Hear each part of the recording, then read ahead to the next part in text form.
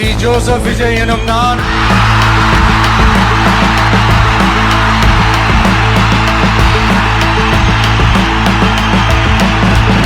വെയിൽ കനത്തു നിൽക്കുന്ന ചെന്നൈ നഗരത്തിൽ മുമ്പൊരിക്കലും ഇല്ലാത്ത വിധം ഒരു നിശബ്ദത.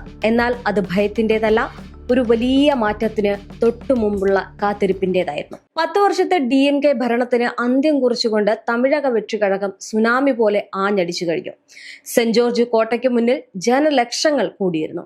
തമിഴ്നാടിന്റെ രാഷ്ട്രീയ ചരിത്രത്തിൽ ഇതുവരെ കാണാത്ത വേറിട്ട കാഴ്ചകൾക്കാണ് ചെന്നൈ സാക്ഷ്യം വഹിച്ചത്. പതിവ് വെള്ള വേഷങ്ങൾക്ക് പകരം കറുത്ത ബ്ലേസറും കറുത്ത പാൻസുമായിരുന്നു വിജയുടെ വേഷം. തമിഴ്നാടിന്റെ ചരിത്രത്തിൽ ആദ്യമായാണ് ഒരു മുഖ്യമന്ത്രി ഇത്തരമൊരു വേഷവിധാനത്തിൽ അധികാരമേൽക്കുന്നത്. ഗവർണർക്ക് മുന്നിൽ അദ്ദേഹം നിന്നു.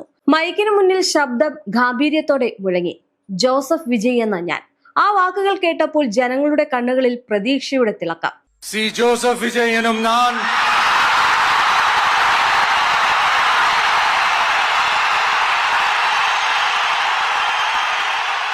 എതിരാളികളുടെ കോട്ടകൾ ഓരോന്നായിട്ട് തകർന്നു വീണ ചരിത്ര നിമിഷമായിരുന്നു അത്. അധികാരം എന്നത് പദവിയല്ല, ഉത്തരവാദിത്തമാണെന്ന് ആ മുഖം വിളിച്ചു പറഞ്ഞു. മുഖ്യമന്ത്രിയുടെ കസേരയിൽ അദ്ദേഹം ആദ്യമായി ഇരുന്നു. മുന്നിൽ 100 കണക്കിന് ഫയലുകൾ. അഴിമതിയുടെയും അനീതിയുടെയും കറുത്ത പുള്ളികളുള്ള ഫയലുകൾ മാറ്റിവെച്ച് അദ്ദേഹം തന്റെ പേന കയ്യിലെടുത്തു. അദ്ദേഹം പതിയെ പറഞ്ഞു, ഐ ആം വെയിറ്റിംഗ്. മാറ്റത്തിനുള്ള കാത്തിരിപ്പ് അവസാനിച്ചുവെന്ന് അത് സൂചിപ്പിച്ചു. സൗജന്യ വൈദ്യുതിയാണ് ആദ്യത്തെ കാര്യം. ആദ്യത്തെ ഒപ്പ് സൗജന്യ വൈദ്യുതി പദ്ധതിയിലായിരുന്നു. കർഷകരുടെയും സാധാരണക്കാരുടെയും വീടുകളിൽ വെളിച്ചമെത്തിക്കുക എന്ന തീരുമാനം. എതിരാളികൾ ചർച്ചകൾ തുടങ്ങുന്നതിന് മുമ്പ് തന്നെ അദ്ദേഹം തന്റെ കർമ്മ പദ്ധതികൾ നടപ്പിലാക്കി തുടങ്ങി. തമിഴ്നാടിന്റെ രാഷ്ട്രീയ ഭൂപടം മാറാൻ പോകുന്നതിന്റെ തുടക്കമായിരുന്നു അത്. മുൻ ഭരണാധികാരികൾ വിജയെ തടയാൻ ശ്രമിച്ച തന്ത്രങ്ങളെ അദ്ദേഹം പുച്ഛിച്ചു തള്ളി. സിനിമയിലല്ല, ജീവിതത്തിലാണ് താൻ യഥാർത്ഥ ബിഗൽ എന്ന് അദ്ദേഹം തെളിയിച്ചു കാണിച്ചു. ഒരു വാട്ടി മുടിവ് പന്ന എൻ പേച്ച് നാനേ കേക്ക് മാട്ടേ, ഇത് പോക്കിരിയിലെ ഡയലോഗാണ്. ഇന്ന് സിനിമയിലെ ഹീറോ റിയൽ ലൈഫിലെ ഹീറോ ആയിട്ട് മാറിക്കൊണ്ടിരിക്കുകയാണ്. തമിഴ്നാടിന്റെ തലവനായിട്ട് വിജയ് എത്തുമ്പോൾ ജനങ്ങൾ കാത്തിരിക്കുന്നത് വലിയൊരു മാറ്റത്തിനാണ്. അടുത്തത് സ്ത്രീ സുരക്ഷയ്ക്കായിട്ട് പ്രത്യേക സേന രൂപീകരിച്ചുകൊണ്ടുള്ള രണ്ടാമത്തെ ഒപ്പ്. തമിഴ് മണ്ണിലെ ഓരോ പെൺകുട്ടികൾക്കും തന്റെ അണ്ണൻ കൂടെയുണ്ട് എന്നുള്ള ഉറപ്പ് അദ്ദേഹം നൽകി. കളക്ഷൻ കിട്ടാൻ ഗുണ്ട വേണം, സെലക്ഷൻ കിട്ടാൻ നൻപൻ വേണമെന്ന വാക്കുകൾ മാറ്റി ജനങ്ങളുടെ നൻപനായി അദ്ദേഹം മാറി. മാധ്യമപ്രവർത്തകർ വളഞ്ഞപ്പോൾ അദ്ദേഹം സമാധാനത്തോടെ മറുപടി നൽകി. അഴിമതിക്കാരോടും വർഗീയവാദികളോടും തനിക്ക് ഒരൊറ്റ വാക്കേ പറയാനുള്ളൂ, നീങ്ക കണ്ടുപിടിക്കുന്നത് പോയി, ഞാൻ സൊല്றது ഉണ്മൈ എന്നുള്ളത്. സത്യത്തിന്റെ പാതയിലുള്ള ഭരണമായിരിക്കും ഇനി അങ്ങോട്ട് എന്ന് അദ്ദേഹം അടിവരയിട്ടു.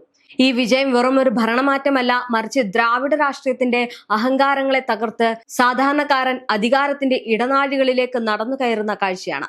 തന്റെ സിനിമാ ശൈലിയിലെ വെയിറ്റിംഗ് അവസാനിച്ച് ഇപ്പോൾ തമിഴ് മക്കൾക്കായിട്ട് ആക്ഷൻ തുടങ്ങാൻ അദ്ദേഹം തയ്യാറെടുത്തു കഴിഞ്ഞു. വിജയ് എന്ന വ്യക്തിയിൽ നിന്ന് മുഖ്യമന്ത്രി ജോസഫ് വിജയ് എന്ന പദവിയിലേക്കുള്ള മാറ്റം തമിഴ്നാടിന്റെ രാഷ്ട്രീയ ചരിത്രത്തിൽ തങ്കലിപികളാൽ എഴുതപ്പെടും. അധികാരത്തിന്റെ ഈ ഒരു പുത്തൻ സിംഹാസനത്തിൽ ഇരുന്നു കൊണ്ട് അദ്ദേഹത്തെ തമിഴകത്തെ എങ്ങോട്ട് നയിക്കുമെന്ന് ലോകം ഉറ്റുനോക്കുന്നു. കാലാകാലങ്ങളായി തമിഴ് മണ്ണ് കണ്ടു ശീലിച്ച കറുപ്പും ചുവപ്പും കലർന്ന കൊടികൾക്ക് പകരം ആവേശത്തിന്റെ മഞ്ഞയും ചുവപ്പും ഇന്ന് തമിഴകത്തെ പുണരുന്നു. എതിരാളികളുടെ പരിഹാസങ്ങളെയും സിനിമാക്കാരൻ എന്ന വിളിപ്പേരിനെയും തന്റെ അക്ഷണീയമായിട്ടുള്ള പ്രവർത്തനങ്ങൾ കൊണ്ട് വിജയ് നേരിട്ടു. വോട്ടെണ്ണൽ കേന്ദ്രങ്ങളിൽ വോട്ട് നില ഉയരുമ്പോൾ അത് വെറും ഒരു സംഖ്യയായിരുന്നില്ല, മറിച്ച് തമിഴ് മക്കളുടെ നീണ്ട കാലത്തെ കാത്തിരിപ്പിന്റെ ഫലമായിരുന്നു. അധികാരത്തിന്റെ സിംഹാസനത്തിൽ ഇരുന്നുകൊണ്ട് തന്റേതായ ശൈലിയിൽ അദ്ദേഹം കൈവീശുമ്പോൾ തമിഴ്നാട് പുതിയൊരു പ്രഭാതത്തിലേക്ക് കണ്ണു തുറക്കുകയാണ്. ഇത് ദളപതിയുടെ കാലമാണ്, തമിഴ് മക്കളുടെ വിജയമാണ്. ചില കണക്കുകൾ തീർക്കാൻ കാലം കാത്തുവെക്കുന്നത് വലിയ നിയോഗങ്ങളാണ്. 2009 ഡൽഹിയിലെ രാഷ്ട്രീയ ഇടനാഴികളിൽ ഒരു തമിഴ് യുവാവ് കണ്ട സ്വപ്നങ്ങളെ അനുഭവ സമ്പത്തില്ല എന്ന ഒറ്റ വാക്കിൽ തള്ളിക്കളഞ്ഞ അതേ കൈകൾ 17 വർഷങ്ങൾക്കിപ്പുറം ചെന്നൈയിലെ സ്റ്റേഡിയത്തിൽ അതേ യുവാവിനെ മുഖ്യമന്ത്രിയായിട്ട് വാഴ്ത്താൻ എത്തിയിരിക്കുന്നു. ഇത് വെറും ഒരു സത്യപ്രതിജ്ഞയല്ല. തമിഴ് മണ്ണിൽ വിജയ് എന്ന മെഗാ സൂപ്പർ സ്റ്റാർ ഒരു പുതിയ ചരിത്രം എഴുതുമ്പോൾ പഴയ തെറ്റുകൾ തിരുത്തിക്കൊണ്ട് രാഹുൽ ഗാന്ധി അരികിൽ നിൽക്കുന്ന അവിശ്വസനീയമായിട്ടുള്ള ഒരു രാഷ്ട്രീയ പരിണാമത്തിന്റെ തുടക്കമാണ്. തമിഴ്നാട് രാഷ്ട്രീയത്തിൽ പതിറ്റാണ്ടുകൾ നീണ്ടുനിന്ന ദ്രാവിഡ യുദ്ധത്തിന് അന്ത്യം കുറിച്ചുകൊണ്ട് തമിഴക വെற்றிക്കഴകം അധികാരത്തിലെത്തുമ്പോൾ ചെന്നൈയിലെ ജവഹർലാൽ നെഹ്റു സ്റ്റേഡിയത്തിൽ നടന്ന സത്യപ്രതിജ്ഞാ ചടങ്ങ് വെറുമൊരു അധികാര കൈമാറ്റം മാത്രമായിരുന്നില്ല. മുഖ്യമന്ത്രിയായിട്ട് വിജയ് സത്യപ്രതിജ്ഞ ചെയ്യുമ്പോൾ അരികിൽ പുഞ്ചിരിയോടെ നിന്ന രാഹുൽ ഗാന്ധിയുടെ സാന്നിധ്യം ഇന്ത്യൻ രാഷ്ട്രീയത്തിലെ തന്നെ ഏറ്റവും വലിയ കാവ്യനീതിയുടെ അടയാളമായിട്ട് മാറുകയാണ്. വിജയ് എന്ന സൂപ്പർ താരത്തിന്റെ രാഷ്ട്രീയ സ്വപ്നങ്ങൾക്ക് തന്നെ അന്നത്തെ കോൺഗ്രസ് നേതൃത്വം നൽകിയ മറുപടി എന്ന് പരിശോധിക്കുമ്പോൾ ചരിത്രപരമായിട്ടുള്ള ഒരു പാളിച്ചയായിട്ട് വിലയിരുത്തപ്പെടുന്നുണ്ട്.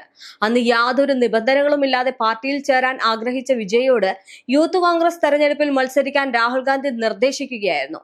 ഒരു സൂപ്പർ താരത്തെ കേവലം ഒരു സംഘടനാ പ്രവർത്തകനായിട്ട് മാത്രം കാണാൻ ശ്രമിച്ച ആ നീക്കം വിജയെ പിന്തിരിപ്പിച്ചു.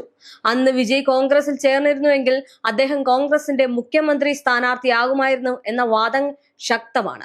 എന്നാൽ ആ നിരാകരണം വിജയെ സ്വന്തമായ ഒരു വഴി വെട്ടിത്തുറക്കാൻ പ്രേരിപ്പിക്കുകയും 7 പതിറ്റാണ്ടായിട്ട് അധികാരത്തിന് പുറത്തായ തമിഴ്നാട് കോൺഗ്രസിന് അത് മറ്റൊരു നഷ്ടമായി മാറുകയും ചെയ്തു. സമാനമായിട്ടുള്ള രാഷ്ട്രീയ അബദ്ധങ്ങൾ കോൺഗ്രസ് മുമ്പും ആവർത്തിച്ചിട്ടുണ്ട്. എന്നാൽ അതെല്ലാം കഴിഞ്ഞു. നിലവിൽ രാഹുൽ ഗാന്ധിയും വിജയും തമ്മിലുള്ള ബന്ധം കൂടുതൽ ദൃഢമായി മാറിക്കഴിഞ്ഞിരിക്കുകയാണ്. തെരഞ്ഞെടുപ്പ് പ്രചാരണ കാലത്ത് തന്നെ സ്റ്റാലിനൊപ്പം വേദി പങ്കിടാതെ വിജയുമായിട്ട് 3 തവണയെങ്കിലും രാഹുൽ സംസാരിച്ചത് വരാനിരിക്കുന്ന വലിയ മാറ്റത്തിന്റെ സൂചനയായിരുന്നു. മുൻപ് സ്റ്റാലിനെ വിശേഷിപ്പിക്കാൻ ഉപയോഗിച്ചിരുന്ന സഹോദരൻ എന്ന പദം ഇപ്പോൾ വിജയ്ക്കായിട്ട് രാഹുൽ മാറ്റിവെച്ചിരിക്കുന്നു. 2024 തമിഴ്നാട്ടിലെ മുഴുവൻ സീറ്റുകളും നേടിയ DMK സഖ്യത്തെ മറികടന്നുകൊണ്ട് 2029 ലോക്സഭാ തെരഞ്ഞെടുപ്പിൽ TVK സഖ്യം വലിയ തരംഗം സൃഷ്ടിക്കുമെന്നാണ് രാഷ്ട്രീയ നിരീക്ഷകരുടെ കണക്കുകൂട്ടൽ. നിലവിൽ കോൺഗ്രസിന്റെ 5 MLA-മാരുടെ പിന്തുണ TVK സർക്കാരിന് നിലനിൽപ്പിന് അനിവാര്യമാണെങ്കിലും ADMK-യിൽ നിന്ന് കൂടുതൽ പേർ വിജയ്ക്കൊപ്പം ചേരാൻ സാധ്യതയുണ്ട് എന്ന റിപ്പോർട്ടുകൾ രാഷ്ട്രീയ കേന്ദ്രങ്ങളിൽ ചർച്ചയായതാണ്. ഇത് വിജയുടെ ഭരണത്തിന് കൂടുതൽ സുരക്ഷിതത്വം നൽകുകയും ചെയ്യും. ഏതായാലും അനിശ്ചിതത്വത്തിന്റെ നൂൽപാതയിലൂടെ നടന്ന് 92 മണിക്കൂറിനുള്ളിൽ ഭൂരിപക്ഷം ഉറപ്പിച്ച വിജയ് തമിഴ്നാട് രാഷ്ട്രീയത്തിൽ പുതിയ സൂര്യോദയത്തിന് തുടക്കമിട്ടിരിക്കുകയാണ്.